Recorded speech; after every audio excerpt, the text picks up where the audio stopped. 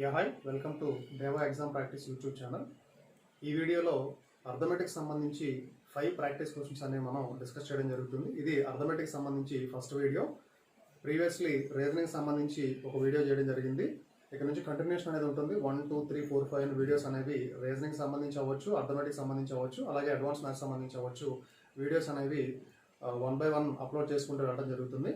5 క్వశ్చన్సే కదా అని మీరు లైట్ తీసుకోవద్దు. ఎందుకంటే 5 క్వశ్చన్స్ అనేవి 5 డిఫరెంట్ ఐడియాస్ మనకి ప్రొవైడ్ చేస్తాయి.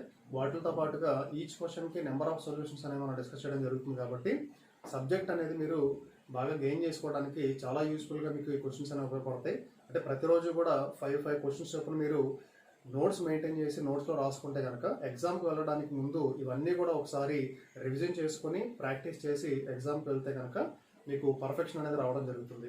కాబట్టి మీ ప్రిపరేషన్ ఏదైతే బూస్ట్ చేయడానికి మేము ఈ వీడియోస్ అనేది అప్లోడ్ చేయడం జరుగుతుంది. కాబట్టి దాన్ని మీరు దృష్టిలో పెట్టుకొని ప్రతిరోజు ఫాలో అవ్వండి. దాంతోపాటుగా మీరు సబ్జెక్ట్ కూడా గెయిన్ చేసుకోవాలని ఈ వీడియోస్ అన్ని కూడా అప్లోడ్ చేయడం జరుగుతుంది. Okay, right. అర్థమెటిక్ 5 క్వశ్చన్స్లో భాగంగా ఫస్ట్ క్వశ్చన్ మనం చూస్తే కనుక చూడండి ఒకసారి. ఇచ్చినటువంటి ఇన్ఫర్మేషన్ ఏంటంటే ఇక్కడ if x, y, z are 3 positive numbers such that a minus x is to a minus y is to a minus z that equal to 1 is to 7 is to 4 and 2a equal to x plus y plus z then x is to y is to z is. అంటే ఇక్కడ మనకి 2 statements ఇచ్చాడు, 1 question ఇచ్చాడు. ఏంటంటే అక్కడ question tag ఇచ్చాడు. Statement అది ఇచ్చిన ఇన్ఫర్మేషన్ ఏంటంటే మనకి 2 స్టేట్మెంట్స్ ఇచ్చాడు. అంటే a minus x is to a minus y is to a minus z అనేది 1 is to 7 is to 4 అని చెప్పాడు. తర్వాత 2a equal to x plus y plus z అని చెప్పాడు. మనం కనుక్కోవాల్సింది ఏంటంటే x is to y is to z అనేది కనుక్కోవాలి. మీకు తెలుగులో క్లియర్గా కింద రాయడం జరిగింది. ప్రతిసారి కూడా పైన ఇంగ్లీష్ ఉంటుంది, కింద మనకు తెలుగు ఉంటుంది. ఓకేనా, ఇంగ్లీష్లోనే ఎక్స్ప్లెనేషన్ ఉంటుంది. ఇంగ్లీష్ టర్మ్సే వాడడం జరుగుతుంది. ఎందుకంటే చిన్న చిన్న పదాలు మీరు క్లియర్గా అర్థం చేసుకోవచ్చు. తెలుగు మీడియం వాళ్ళైనప్పుడు కూడా ప్రాబ్లం ఉండదు. ఓకేనా, ఇప్పుడు చూడండి ఒకసారి. First conceptual approach. Conceptual approach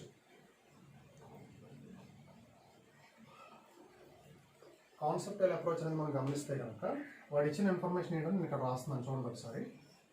A minus x that equal to చూడండి ఒకసారి. ఎప్పుడైనా సరే ఒక రేషియో తీసుకున్నప్పుడు అంటే a is to b that equal to 5 is to 7 అని ఒక రేషియో నేను తీసుకున్నప్పుడు ఈ రేషియోలో ఉన్న టర్మ్స్ అంటే మనకి ఏ కావాలి అనుకున్నప్పుడు రేషియోలో ఉన్న టర్మ్స్ని బయటికి మనం తీసుకురావాలి లేదా సెపరేట్ చేసి తీసుకురావాలంటే ఏదైనా ఒక కాన్స్టెంట్ వాల్యూ తోటి మల్టిప్లై చేసి మనం బయటికి తీసుకొస్తాము. ఆ కాన్స్టెంట్ ఇక్కడ కే అనుకుంటున్నాను. ఇక్కడ కే అనేది ఏంటంటే కాన్స్టెంట్. చూడండి ఒకసారి. బి ఈక్వల్ ఏమని చెప్పొచ్చు అంటే 7k అని చెప్తాం. మళ్ళీ ఇప్పుడు ఈ రెండింటికి మీరు రేషియో ఫైండ్ అవుట్ చేసినప్పుడు ఏమొస్తుంది అని అంటే ఇది 5k, ఇది 7k దట్ ఈక్వల్ టు ఇది 5/7 అంటే 5k/7k అని రాయొచ్చు కదా. కేకే క్యాన్సిల్ అయితే మళ్ళీ మనకు వచ్చేది 5/7 అంటే దాని మీనింగ్ ఏంటి అక్కడ 5 is to 7 అని చెప్తాం. ఓకే, అదే కాన్సెప్ట్ మనం ఇక్కడ అప్లై చేస్తాము. చూడండి ఒకసారి. దీన్ని మనం ఏమని రాయొచ్చు అంటే ఇక్కడ కే అని రాయొచ్చు కదా. అదేవిధంగా a minus y that equal to 7k అని రాయొచ్చు. A minus z that equal to 4k అని రాయొచ్చు. ఇప్పుడు చూడండి ఒకసారి. ఇక్కడ మనకి 3 ఈక్వేషన్స్ వచ్చినాయి. ఈ 3 ఈక్వేషన్స్ని కూడా నేను యాడ్ చేస్తాను. యాడ్ చేస్తే కనుక చూడండి ఒకసారి. A minus x plus a minus y plus a minus z అంటే ఇక్కడ మనకి 3 A's అనేవి రావడం జరిగింది కదా. మైనస్ ఆఫ్, ఎందుకంటే ఇక్కడ minus x minus y minus z అని చెప్పినప్పుడు minus x minus y minus z అయితే minus of x plus y plus z ఇదే కదా మనకు వచ్చేది. దట్ ఈక్వల్ టు ఈ కే 7k 4k యాడ్ చేస్తే కనుక మనం ఏమని చెప్పొచ్చు అంటే 12k అని చెప్తాం.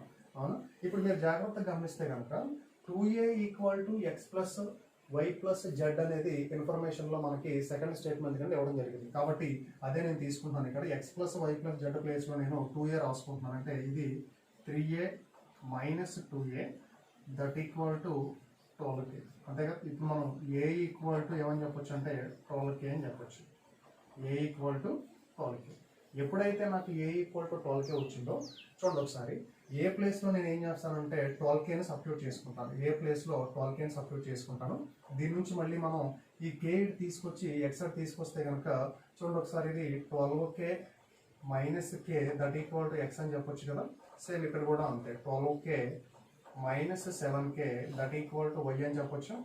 అదే రకం ఇక్కడ 12k -4k that equal to z అని. ఇక్కడ దీని నుంచి మనకి x వాల్యూ వస్తుంది. ఎంత అంటే x వాల్యూ అనేది 11k అని చెప్పొచ్చు. అలాగే ఇక్కడ కూడా y ఈక్వల్ టు తీసుకుంటే కనుక 5k అని చెప్పొచ్చు, అంతే కదా. అదే రకంగా ఇక్కడ z వాల్యూ మనకు కావాలి అంటే ఏమని చెప్తామంటే ఇక్కడ 8k అని చెప్పొచ్చు. మనకి అడిగిన క్వశ్చన్ ఏంటి అక్కడ x/y/z ఫైండ్ అవుట్ చేయండి అన్నాడు కాబట్టి మళ్ళీ ఈ 3 వేరియబుల్స్ ఏవైతే ఉన్నాయో వీటిని నేను రేషియో ఫైండ్ అవుట్ చేస్తే కనుక ఇది 11k, ఇది 5k, ఇది 8k. చూడండి ఒకసారి k తీసేయచ్చా అంటే ఆన్సర్ ఏమవుతుంది మనకి, ఇదే కదా ఆన్సర్ అనేది. ఓకేనా, ఇది మనకి క్లియర్ ఎక్స్ప్లెనేషన్ అని చెప్తాం. నెక్స్ట్ లాజికల్గా మనం ఎలా డిస్కస్ చేయొచ్చో చూద్దాం ఒకసారి. నెక్స్ట్ మనం లాజికల్ అప్రోచ్ కనుక చూస్తే చూడండి ఒకసారి ఇక్కడ a minus x, a minus y, a minus z that equal to 1:7:4 అని చెప్తారు. ఇక్కడ మనకి ఇచ్చిన ఇన్ఫర్మేషన్ నేను ఇక్కడ రాశాను. ఇప్పుడు చూడండి ఒకసారి, నేను ఈ రెండు టర్మ్స్ని అంటే left hand side right hand side అని చెప్పాను. మనకి 2 రేషియోస్ కనిపిస్తున్నాయి కదా. ఇక్కడ లెఫ్ట్ హ్యాండ్ సైడ్లో ఉన్నటువంటి రేషియోలో ఉన్న 2 టర్మ్స్ని యాడ్ చేస్తున్నాను. యాడ్ చేస్తే ఇది ఏమవుతుందంటే 2a minus of x plus y, అంతే కదా. ఈ రెండింటిని కూడా నేను యాడ్ చేశాను. యాడ్ చేస్తే నాకు వచ్చినటువంటి రిజల్ట్ ఏంటంటే 2a minus of x plus y వచ్చింది. జనరల్గా మనకి ఇచ్చిన ఇన్ఫర్మేషన్ ఏంటంటే ఇక్కడ చూడండి ఒకసారి 2a that equal to x plus y plus z అని ఇచ్చాడు కదా. ఇక్కడ నేను ఏం చేస్తానంటే 2a minus of x plus y that equal to జెడ్డే కదా. అంటే అక్కడ ఇచ్చిన ఇన్ఫర్మేషన్ ఏదైతే ఉందో అది ఇక్కడ తీసుకున్నాను. తీసుకొని ఈ ఎక్స్ ప్లస్ వై తీసుకొస్తే కనుక minus of x plus y అవుతుంది వచ్చి. అంటే దీని మీనింగ్ ఏంటి, ఇక్కడ మనకి ఏమొచ్చింది, జెడ్ వచ్చింది, ఇదే కదా, దీని వాల్యూ జెడ్డే కదా, అందుకని ఇక్కడ రాశాను నేను. అంటే ఈ ఫస్ట్ 2 టర్మ్స్ని కూడా నేను యాడ్ చేసినప్పుడు నాకు వచ్చినటువంటి వాల్యూ ఏంటంటే జెడ్ అనేది వచ్చింది. అవునా, దీని నుంచి మనం క్లియర్గా అర్థం చేసుకోవచ్చు ఏంటి అంటే కనుక ఈ రెండింటిని యాడ్ చేసినప్పుడు నాకు జెడ్ వచ్చింది. అలాగే ఈ రెండింటిని యాడ్ చేసినప్పుడు అంటే ఇక్కడ ఎక్స్ వై ఉంది కదా, అంటే జెడ్ వచ్చింది, అలా అర్థం చేసుకోవచ్చు మీరు. అలాగే ఈ రెండింటిని యాడ్ చేసినప్పుడు ఇక్కడ లేనిది ఏంటంటే మనకి ఎక్స్ కనిపించట్లేదు కాబట్టి ఖచ్చితంగా మనకి ఏమొస్తుందంటే ఎక్స్ వస్తుంది. కావాలంటే మీరు చెక్ చేసుకోవచ్చు. అదే రకంగా ఈ రెండింటిని యాడ్ చేస్తారు, అంతే కదా. ఈ రెండింటిని యాడ్ చేసినప్పుడు ఎక్స్ జెడ్ ఉందంటే వచ్చే వాల్యూ ఏంటంటే మనకి వై వస్తుంది.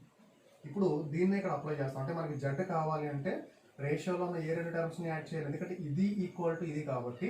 ఇక్కడ జెడ్ కావాలి అనుకున్నప్పుడు ఫస్ట్ 2 టర్మ్స్ని యాడ్ చేసాము. అంటే 1+7 దట్ ఈక్వల్ వచ్చింది ఏంటి 8 అని చెప్పాం. అలాగే ఎక్స్ కావాలంటే సెకండ్ టర్మ్ థర్డ్ టర్మ్, అంటే ఇక్కడ కూడా సెకండ్ టర్మ్ థర్డ్ టర్మ్ అంటే ఏమని చెప్పొచ్చు 7+4 అంటే 11 అని చెప్తాం. ఓకే, నెక్స్ట్ ఇక్కడ కూడా వై కావాలంటే ఫస్ట్ టర్మ్ థర్డ్ టర్మ్ అంటే ఏమని చెప్పొచ్చు 1+4 దట్ ఈక్వల్ టు 5 అని చెప్తాం, అంతే కదా. అంటే ఇప్పుడు మనం x/y/z చెప్పాలి అంటే 11:5:8. ఓకే, ఎక్కడ ఉంది మనకంటే ఇక్కడ థర్డ్ ఆప్షన్లో ఉంది అని చెప్తాం మనం. ఓకే, సెకండ్ క్వశ్చన్ కనుక మనం అబ్జర్వ్ చేస్తే సెకండ్ క్వశ్చన్లో చూడండి ఒకసారి. In the word photograph letters PH is are replaced by letter F, then increase or decrease percent in the letters of the new word is. తెలుగులో కూడా కింద క్లియర్గా ఇవ్వడం జరిగింది. చూడండి ఒకసారి. ఫోటోగ్రాఫ్ అనే పదంలోని PH అనే అక్షరానికి బదులు F అనేటువంటి అక్షరాన్ని చేరిస్తే కొత్తగా వచ్చేటువంటి పదంలోని అక్షరాలలో పెరుగుదల లేదా తరుగుదల శాతం ఎంత కనుక్కోవాలి. చూడండి ఒకసారి, ఇక్కడ క్లియర్గా రాస్తాను నేను.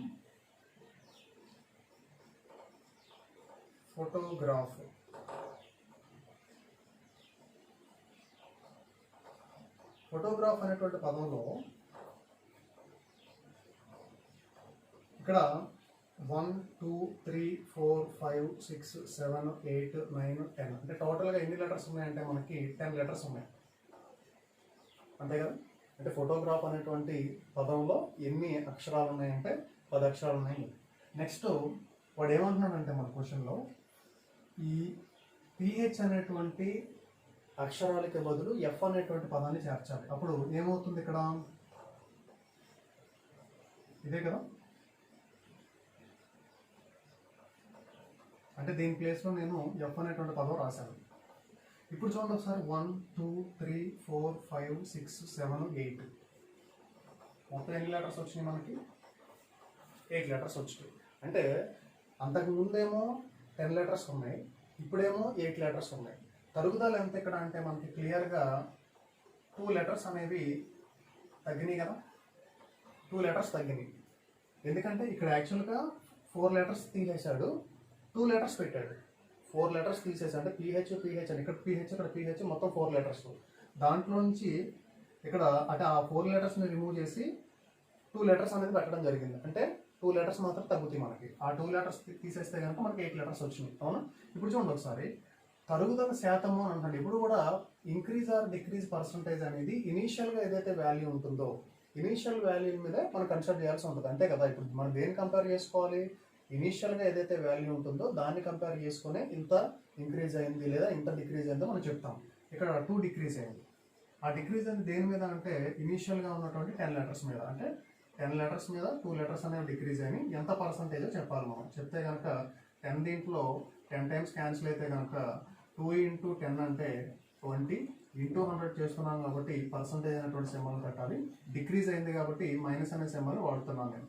అంటే వాడు అడిగింది కూడా పెరుగుదల తరుగుదల అని చెప్పని కింద మనకి ఏం చెప్పలేదు, ఓన్లీ పర్సంటేజ్ మాత్రమే ఇచ్చాడు. పర్సంటేజ్ ఇచ్చాడు కాబట్టి 20% అనేది డిక్రీజ్ అయింది అని చెప్పాలి. ఓకే. థర్డ్ క్వశ్చన్ కనుక చూస్తే థర్డ్ క్వశ్చన్లో చూడండి ఒకసారి, ఇక్కడ a student has secure 25% marks to pass. He got 120 marks and fails by 30 marks. Find the student's marks percentage. అంటే ఒక విద్యార్థి పాస్ అవ్వడానికి 25% మార్కులు పొంది ఉండాలి. అతనికి 120 మార్కులు మాత్రమే వచ్చి 30 మార్కులు తేడాతో ఫెయిల్ అయ్యాడు అని అంటున్నాడు. అంటే అతనికి వచ్చినాయి 120 మార్క్సే వచ్చినాయి. ఇంకా 30 మార్క్స్ వస్తే కనుక పాస్ అయి ఉండేవాడు. చూడండి ఒకసారి దాన్ని మనం అర్థం చేసుకోవచ్చు. అంటే ఇక్కడ నుంచి ఇక్కడ వరకు మనం పాస్ మార్క్స్ అని తీసుకుంటే కనుక పర్సంటేజ్లో చెప్తున్నాం కాబట్టి ఇక్కడ నుంచి ఇక్కడ వరకు 25% అని చెప్పాము. మార్క్స్లో తీసుకుంటే కనుక ఇక్కడ నుంచి ఇక్కడికి 120 మార్క్స్ వచ్చినాయి. అయితే ఇంకా 30 మార్క్స్ రావాలి. దాని మీనింగ్ ఏంటి? మార్క్స్ ప్రకారంగా తీసుకున్నప్పుడు 120 + 30 టోటల్గా 150 మార్క్సే కదా. అంటే పాస్ అవ్వాలి అంటే ఖచ్చితంగా ఏం రావాలి? అతనికి వచ్చినాయి 120 మార్క్స్ వచ్చినాయి. ఇంకా 30 మార్క్స్ వస్తే కనుక అతను పాస్ అయి ఉండేవాడు. కానీ ఆ 30 మార్క్స్ తేడాతోనే ఫెయిల్ అయ్యాడు అని చెప్తున్నాడు వాడు. దాన్ని మనం ఏ రకంగా అర్థం చేసుకోవచ్చు? 120 మార్క్స్ వచ్చి ఇంకా 30 వస్తే పాస్ అవుతాడు అని. అంటే ఈ పర్సంటేజ్ అనేది మార్క్స్ ప్రకారంగా 25 అనేది 150కి ఈక్వల్ అని చెప్తున్నాము.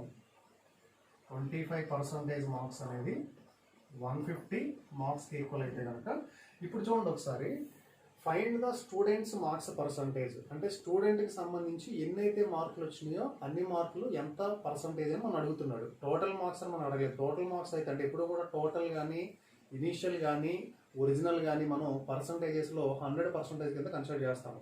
కానీ ఇక్కడ అడిగింది ఏంటంటే స్టూడెంట్కి వచ్చినటువంటి మార్కుల గురించి మాత్రమే అడిగాడు. స్టూడెంట్కి వచ్చినటువంటి మార్కులు అంటే ఎన్ని వచ్చినాయి? 120 మార్క్స్ వచ్చినాయి. 120 కదా. ఇది పర్సంటేజ్లో ఎంత వచ్చిందని మనం చెప్పాలి. అడిగింది ఏంటి అక్కడ? Find the students marks percentage. అంటే అతనికి వచ్చినటువంటి మార్కుల శాతము. చూడండి ఒకసారి, ఇక్కడ ఇది ఇంటూ 6 కదా. 25 6 150. మనకి ఇలా చూసినప్పుడు రీజన్ అనేది ఇంటూ 6 అయింది. అంటే ఇలా జరగాలి అంటే ఏం చెప్పొచ్చు మనం? /6 అని చెప్పొచ్చు. అప్పుడు ఇది బై ఇది అంటే 20% అని చెప్పొచ్చు. ఎందుకంటే లెఫ్ట్ హ్యాండ్ సైడ్ ఉందంతా కూడా మనం పర్సంటేజ్ అని తీసుకున్నాము, రైట్ హ్యాండ్ సైడ్ ఉందంతా కూడా మనం మార్క్స్ అని చెప్తున్నాం. కాబట్టి ఇది ఇంటూ 6 జరిగితే కనుక ఇది ఏమవుతుందంటే /6 అవుతుంది. కాబట్టి ఆన్సర్ ఏమని చెప్పొచ్చు మనం? 20% అనేది అతనికి వచ్చినటువంటి మార్క్స్ పర్సంటేజ్ చెప్తాం మనం. ఇదే క్వశ్చన్ మనం ఇంత డయాగ్రమాటిక్గా కాకుండా జస్ట్ సింపుల్గా ఏ రకంగా చూడొచ్చు అంటే, యాక్చువల్గా పాస్ అవ్వడానికి 25 అంటే పర్సంటేజ్ ప్రకారంగా తీసుకున్నప్పుడు అంటే 3% సంబంధించి చెప్తున్నాం మనం. లెఫ్ట్ హ్యాండ్ సైడ్ అనేది, రైట్ హ్యాండ్ సైడ్ అనేది మార్క్స్ ప్రకారంగా మనం తీసుకుంటే కనుక పాస్ అవ్వాలి అంటే 25% మార్క్స్ వచ్చి ఉండాలి అన్నాడు. కానీ అతనికి 120 మార్క్స్ వచ్చినాయి. అతను ఫెయిల్ అయింది అంటే 120 మార్క్స్ వచ్చి 30 మార్క్స్ తేడాతో అతను ఫెయిల్ అయ్యాడు అని అంటున్నాడు. అంటే ఆ 120కి 30 కలుపుకుంటే 150 మార్క్స్ వస్తే అతను పాస్ అయినట్టే కదా. అంటే 120కి మనం ఏం యాడ్ చేయాలి? 30 మార్క్స్ యాడ్ చేస్తే కనుక అంటే 120 వచ్చినాయి ఇంకా 30 మార్క్స్ తేడాతో ఫెయిల్ అయ్యాడు అంటే ఈ రెండింటిని యాడ్ చేస్తే అతను పాస్ అవుతాడు అని చెప్తాం మనం. అంతే కదా. అంటే దాని మీనింగ్ ఏంటి? ఇక్కడ 150 మార్క్స్ అంటే 25% అనేది 150 అయితే కనుక మనం చెప్పాల్సింది ఏంటంటే అతనికి వచ్చినటువంటి మార్క్స్, అతనికి ఏం మార్క్స్ వచ్చినాయి? మనకి 120 మార్క్స్ వచ్చినాయి అతను. అవును, ఇది ఎంత పర్సంటేజ్ చెప్పాలి. ఇంకా చూసినట్టుగానే 25% అనేది 25 అనేది 120 అయిందంటే 25 అనేది ఇక్కడ రాసుకున్నాం క్లియర్. ఇలాగా 25% అనేది 150 అయిందంటే ఇక్కడ ఇంటూ 6 జరిగింది. ఇది జరిగింది. ఇది మనం ఇలా తీసుకుంటున్నాం కాబట్టి డివైడెడ్ బై 6 అని చెప్తే కనుక 20% అనేది ఆన్సర్ కింద చెప్పొచ్చు. అంటే అక్కడికి వచ్చినటువంటి మార్క్స్ పర్సంటేజ్. నెక్స్ట్ మనం క్వశ్చన్ నెంబర్ 4 తీసుకుంటే కనుక ఇది మిక్సర్కి సంబంధించిన క్వశ్చన్.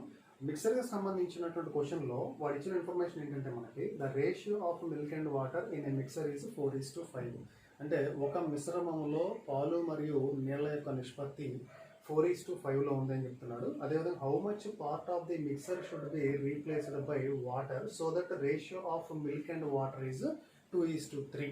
అంటే ఎంత భాగం మిశ్రమాన్ని బయటికి తీసేసి దాని స్థానంలో వాటర్ని కనుక యాడ్ చేస్తే కొత్తగా వచ్చేటువంటి మిశ్రమంలో పాలు మరియు నీళ్ళ యొక్క నిష్పత్తి అనేది 2:3గా ఉంటుంది అని అడిగాడు మనం. అంటే ఇక్కడ అడిగిన క్వశ్చన్ ఏంటి, ఎంత భాగం మిశ్రమాన్ని తీసేశాడు, ఎంత భాగం మిశ్రమాన్ని తీసేశాడో అంతే భాగం వాటర్ని కలిపాడు. కాబట్టి ఇక్కడ తీసేసినటువంటి మిశ్రమము అలాగే వాటర్ రెండు కూడా సేమ్ క్వాంటిటీ అని మనం అర్థం చేసుకోవాలి. First point. ఇప్పుడు తర్వాత మనం గమనిస్తే ఒక చిన్న కాన్సెప్ట్ మనం తెలుసుకోవాలి.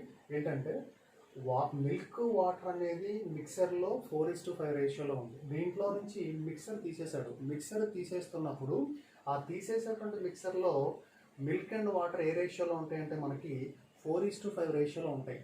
మనం తీసేసినటువంటి మిక్సర్లో కూడా ఏ రేషియోలో ఉంటాయంటే మిల్క్ అండ్ వాటర్ అనేది 4:5 రేషియోలో ఉంటాయి. ఇప్పుడు ఇది తీసేసిన తర్వాత ఇక్కడ కొంత రిమైనింగ్ మిక్సర్ ఉంటుంది, అంటే మిగిలిపోయినటువంటి మిశ్రమం ఉంటుంది కదా, దాంట్లో కూడా మళ్ళీ మిల్క్ అండ్ వాటర్ ఏ రేషియోలో ఉంటాయంటే మనకి 4:5 రేషియోలో ఉంటాయి. ఇది మనం ఇక్కడ అర్థం చేసుకోవాలి. అంటే తీసేసిన మిశ్రమంలో పాలు మరియు నీళ్లు 4:5 నిష్పత్తిలో ఉంటాయి. తీసేసిన తర్వాత మిగిలిపోయినటువంటి మిశ్రమంలో కూడా పాలు మరియు నీళ్లు ఏ నిష్పత్తిలో ఉంటాయంటే 4:5 నిష్పత్తిలోనే ఉంటాయి. ఇది మనం అర్థం చేసుకోవాలి. ఇప్పుడు వాటర్ యాడ్ చేసినప్పుడు ఖచ్చితంగా మిశ్రమంలో పాలు మరియు నీళ్ళకు సంబంధించిన నిష్పత్తి మారుతుంది. ఎందుకు మారుతుంది అని అంటే అప్పటి వరకు ఇదే నిష్పత్తిలో ఉన్నటువంటి దానికి వాటర్ యాడ్ చేయడం వల్ల మిశ్రమం యొక్క నిష్పత్తి మారిపోతుంది. అందుకనే ఇక్కడ వాటర్ యాడ్ చేసినప్పుడు నిష్పత్తి అనేది 2:3 కింద మారింది. దీన్ని ఏ రకంగా అర్థం చేసుకోవచ్చో చూద్దాం ఒకసారి. ఇనీషియల్గా ఇది 4:5 కదా, ఇది మిల్క్, ఇది వాటర్. కొంత మిశ్రమం తీసేసాడు. తీసేసిన తర్వాత నిష్పత్తి మారదు, అందుకని ఇదే నిష్పత్తి రాశారు. అంటే మిక్సర్ తీసేసిన తర్వాత కూడా నిష్పత్తి అనేది అలాగే ఉంటుంది. ఇప్పుడు వాటర్ యాడ్ చేస్తున్నాను. వాటర్ యాడ్ చేసినప్పుడు రేషియో ఎంత అవుతుందంటే మనకి 2:3 అవుతుంది. చూడండి ఒకసారి, ఇక్కడ వాటర్కి సంబంధించినటువంటి పార్ట్ ఎంత అంటే 5/9 కదా. టోటల్గా 9 పార్ట్స్లో 5 పార్ట్స్ అనేది వాటర్ ఉందని చెప్తాను. నెక్స్ట్ ఇక్కడ తీసుకుంటే కనుక ఏమని చెప్పొచ్చు మనం, 3/5. ఈ రెండింటికి ఉన్న డిఫరెన్సే కదా. ఆ డిఫరెన్స్ ఏంటి, వాటర్, అంతే కదా. దీనికి ఉన్న డిఫరెన్సే మనకి వాటర్ అని చెప్తున్నాం. డిఫరెన్స్, ఆ డిఫరెన్స్ అనేది ఏంటి అంటే మనకి వాటర్. అది ఎంతో మనం ఫైండ్ అవుట్ చేస్తే కనుక చూడండి ఒకసారి ఇక్కడ రాసుకోవచ్చు. 5/9 3/5 25, డిఫరెన్స్ ఏమో 27/45 దట్ ఈక్వల్ టు 2/45. అంటే ఇక్కడ ఎంత డిఫరెన్స్ వచ్చిందంటే మనకి 2/45 వచ్చింది. ఏంటా డిఫరెన్స్ అంటే వాటర్ని యాడ్ చేస్తున్నాడు. ఓకే, వాటర్ని యాడ్ చేస్తున్నాడు. అంటే ఎంత భాగం వాటర్ని యాడ్ చేస్తున్నాడు, 2/45 పార్ట్ అనేది వాటర్ యాడ్ చేస్తున్నాడు. క్లియర్గా అర్థం అవుతుంది. మనం ఇంకా చెప్పుకున్నాం, ఎంతైతే మిక్సర్ని తీసేసాడో అంతే క్వాంటిటీలో వాటర్ని యాడ్ చేస్తున్నాడు అని. అంటే వాటర్ మనకి 2/45 పార్ట్ వచ్చింది అని అంటే ఆటోమేటిక్గా తీసేసిన మిక్సర్ కూడా ఎంత అయి ఉండాలి, 2/.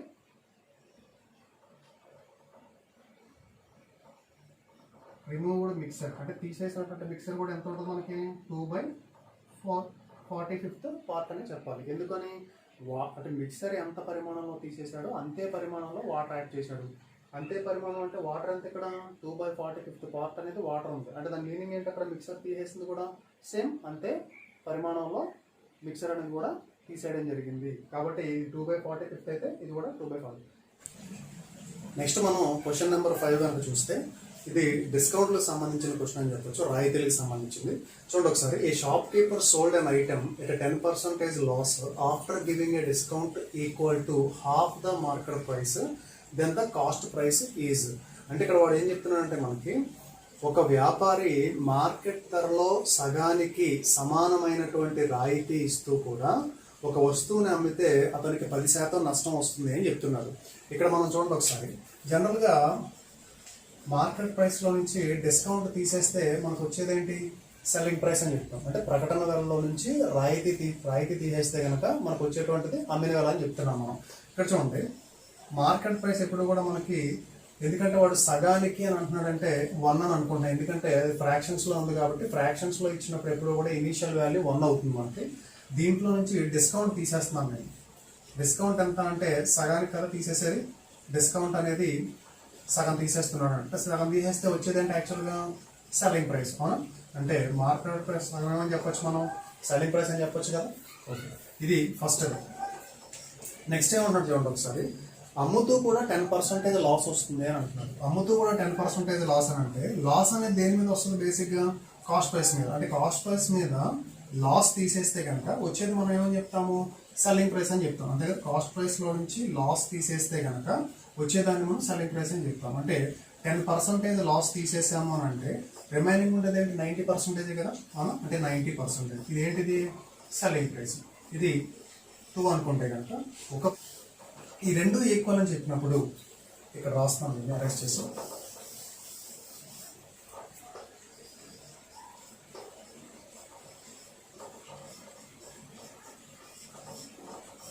అంతే కదా. చూడండి ఒకసారి, ఇప్పుడు ఇదే క్వశ్చన్ మనకు కనపడుతుంది క్లియర్గా.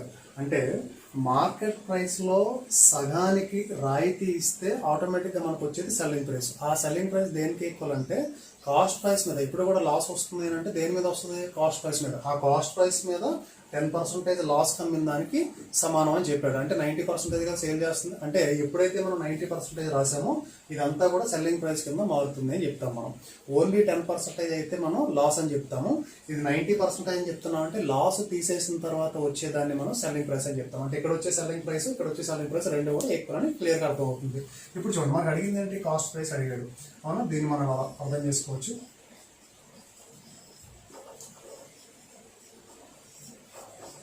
అవునా?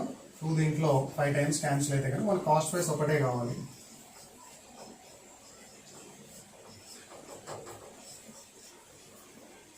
చూడండి ఒకసారి, ఇది ఎక్కడ కనిపిస్తుంది మనకి? ఆప్షన్స్లో. అంటే కాస్ట్ ప్రైస్ అనేది మార్కెట్ ప్రైస్లో 5/9th పార్ట్ ఉందని చెప్తుంది. ఎక్కడ ఉంది? ఇక్కడ ఇదే కదా.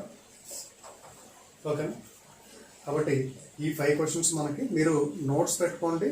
ప్రతిరోజు కూడా వీడియోస్ అప్లోడ్ చేస్తున్నప్పుడు మీరు వాటిని రాసుకొని ఎగ్జామ్కి వెళ్ళడానికి ముందు మీరు వీటిని ప్రాక్టీస్ చేసుకుంటే కనుక నెంబర్ ఆఫ్ క్వశ్చన్స్ అవుతాయి. ఆ నెంబర్ ఆఫ్ క్వశ్చన్స్ కూడా మీకు ఎగ్జామ్కి చాలా బాగా యూస్ఫుల్గా ఉంటాయి. Okay, thank you very much.